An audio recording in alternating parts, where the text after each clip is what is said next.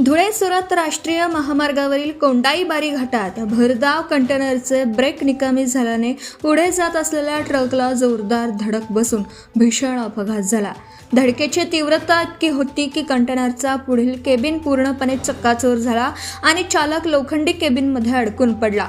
अपघाताची माहिती मिळताच महामार्ग पोलीस 1033 रुग्णवाहिका कर्मचारी तसेच घटनास्थळी उपस्थित वाहन चालकांनी तातडीने मदत कार्य सुरू केले। चुराडा झालेल्या केबिनमधून चालकाला बाहेर काढणं मोठं आव्हान ठरत होतं।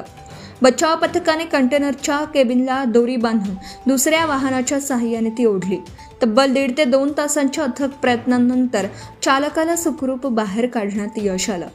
विशेष म्हणजे एवढा भीषण अपघात होऊनही चालकाला कोणतीही गंभीर दुखापत झाली नाही।